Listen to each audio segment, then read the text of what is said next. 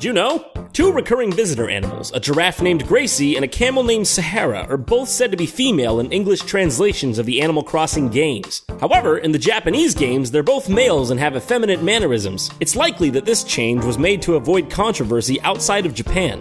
Nintendo of America's Treehouse division took an exceptional amount of creative freedom while translating Animal Crossing for the United States, because the development team wanted the game to feel the same way to an American audience as it did to a Japanese audience. As a result, many of the villagers in the English translations of the game were given names and catchphrases that draw inspiration from Western pop culture. The blue bullfrog, Jeremiah, got his name from the song Joy to the World by Three Dog Night, in which the first line is, "Jeremiah was a bullfrog, he was a good friend of mine."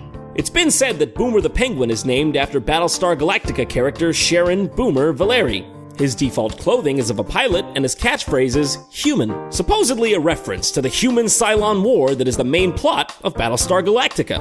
There's a villager named Roscoe. He shares his name with the award-winning horse jockey Roscoe Goose. The Ninja Bunny character, Snake, is thought to be a reference to Solid Snake from Konami's Metal Gear Solid. Kevin the Pig is speculated to be named after the American actor Kevin Bacon. The name of the traveling seagull character, Gulliver, is a reference to the 1735 Irish novel Gulliver's Travels. In Animal Crossing, Gulliver recounts wild tales, which are often subtle references to Nintendo's other properties. One of his references is a nod to The Legend of Zelda Majora's Mask, and includes Gulliver talking about how he fought the sea snakes at Pinnacle Rock. He then immediately admits it wasn't him. In Animal Crossing New Leaf, a semi-conscious Gulliver will ask, "Am I in the over there?" A reference to Chapter 7 of Super Paper Mario. At another point in New Leaf, Gulliver will mention Isle Delfino from Super Mario Sunshine, and specifically mentions Rico Harbor. The game Earthbound is referenced by Gulliver when he says he's in a fuzzy pickle, which is the catchphrase of the photographer Proto Man. Gulliver will also reference Monty Python's The Meaning of Life, stating, "It was just one wafer thin mint,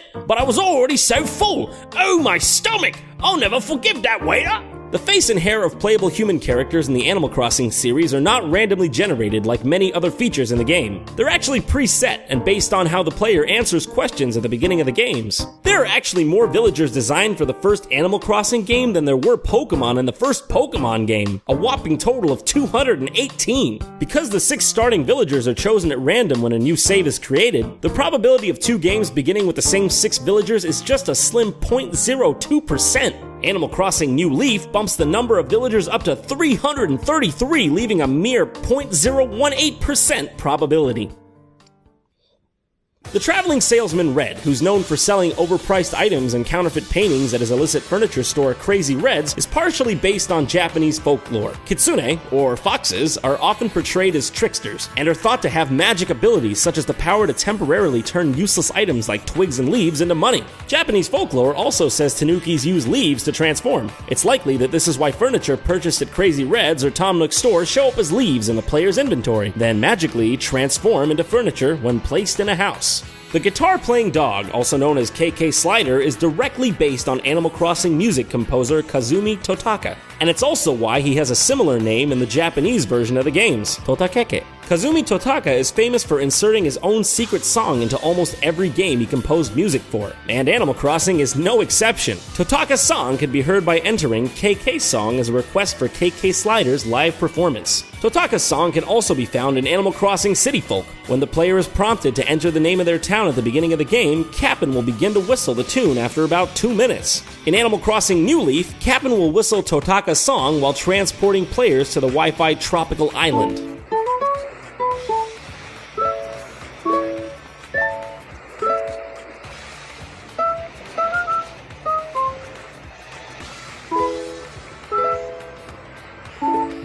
After the release of Animal Crossing Wild World, Mr. Rossetti caused an uproar among parents of younger players. Nintendo president Satoru Iwata stated in an interview that Mr. Rossetti caused some children to cry because of insensitive language and lengthy lectures on resetting. As a precaution, the European manual for Animal Crossing Let's Go to the City includes a warning by Nintendo. It states, Mr. Rossetti's purpose is to teach players the importance of saving. However, parents should be aware that his personality and tone of voice, while intentionally humorous, are authoritative and may be disturbing to young children. Additionally, Mr. Rossetti's role was made optional in Animal Crossing New Leaf. In the Japanese enhanced port of the first Animal Crossing, an Easter egg was added that allowed players to access a new area called Mr. Rossetti's Surveillance Center. If the player hits every rock in town with a shovel once a day, after a week, one of the rocks will crack, revealing a hole which can be entered to find the surveillance center. Inside, Mr. Rossetti can be seen with his older brother, Don Rossetti, and they will give the players a silver shovel to persuade them to leave. In Animal Crossing City Folk, the Rossetti Surveillance Center can be found in the city after 8 p.m., but it is only available on random, undisclosed nights. That's all for today, but don't forget to subscribe to Did You Know Gaming on YouTube and follow them on Facebook and Twitter. Make sure you also check out didyouknowgaming.com. If you like this video, check out these other videos. Hey, while you're at it, why don't you go check out my Did You Know Gaming Outtakes video? It's pretty good.